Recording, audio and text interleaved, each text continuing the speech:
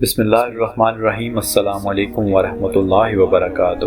قرآن مجید سے پہلی کتابوں میں حضور علیہ الصلوۃ والسلام کا تذکرہ کچھ اس طریقے سے آتا ہے۔ عطا بن یسار کہتے ہیں کہ میں حضرت عبداللہ بن عمر بن عاص رضی اللہ تعالیٰ عنہما سے ملا تو میں نے ان سے کہا کہ مجھے حضور علیہ الصلوۃ والسلام کی وہ صفات بتائیں جو تورات میں آئی ہیں۔ انہوں نے فرمایا بہت اچھا، خدا کی قسم تورات میں بھی آپ کی وہی صفات بیان ہوئی ہیں جو قرآن مجید میں ہیں۔ چنانچہ تورات میں ہے، اے نبی ہم نے آپ کو گواہ اور بشارت دینے والا اور ڈرانے والا اور امیوں کی حفاظت کرنے والا بنا کر بھیجا۔ آپ میرے بندے اور میرے رسول ہیں۔ میں نے آپ کا نام متوکل رکھا ہے۔ نہ آپ سخت کو ہیں نہ سخت دل، نہ بازاروں میں شور کرنے والے، اور نہ آپ برائی کا بدلہ برائی سے دیتے ہیں بلکہ آپ عفو درگزر سے کام لیتے ہیں۔ اور اللہ تعالیٰ آپ کو اس وقت دنیا سے اٹھائیں گے جبکہ لوگ لا الہ الا اللہ کہہ کر ٹیڑھے دین کو سیدھا کر لیں گے۔ ان کے ذریعے سے اللہ تعالیٰ اندھی آنکھوں کو اور بہرے کانوں کو اور پردہ پڑے ہوئے دلوں کو کھول دیں گے۔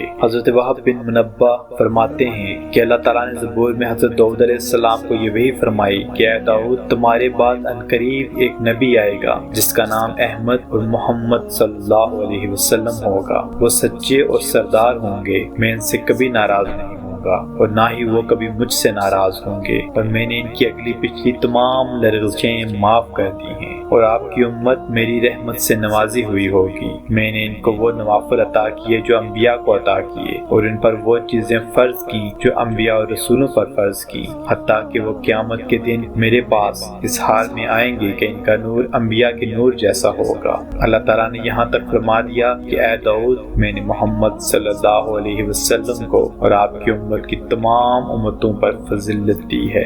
حضرت عبداللہ بن عمر رضی اللہ تعالیٰ عنہ نے حضرت کعب رضی اللہ تعالیٰ عنہ سے فرمایا کہ مجھے حضور علیہ الصلوۃ والسلام اور آپ کی امت کی صفات بتائیں۔ انہوں نے فرمایا کہ میں اللہ تعالیٰ کی کتاب تورات میں ان کی یہ صفات پاتا ہوں کہ احمد صلی اللہ علیہ وسلم اور ان کی امت اللہ کی خوب تعریف کرنے والے ہیں، اچھے برے ہر حال میں الحمدللہ کہیں گے، اور چڑھائی پر چڑھتے ہوئے اللہ اکبر کہیں گے، اور نیچائی پر اترتے ہوئے سبحان اللہ کہیں گے۔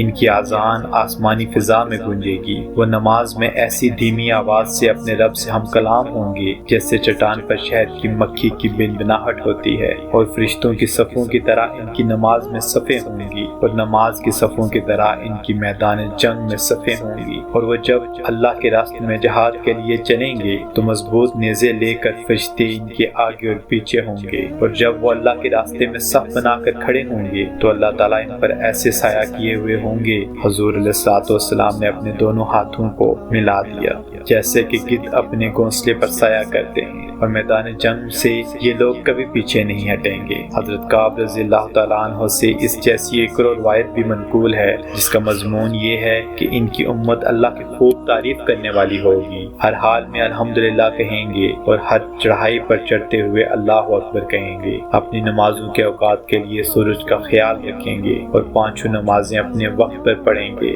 اگرچہ کوڑے کرکٹ والی جگہ پر ہوں، میان کمر پر لنگی باندھیں گے، اور وضو میں اپنے عذاب کو دھوئیں گے۔ حضور علیہ الصلوۃ والسلام پر کروڑوں درود و سلام۔ اللہ پاک ان کے صدقے ہماری بخشش فرمائے۔ مزید اسلامک ویڈیوز کے لیے ہمارا یوٹیوب چینل کوئک سننا لائک اور سبسکرائب کریں۔ جزاکم اللہ خیرہ۔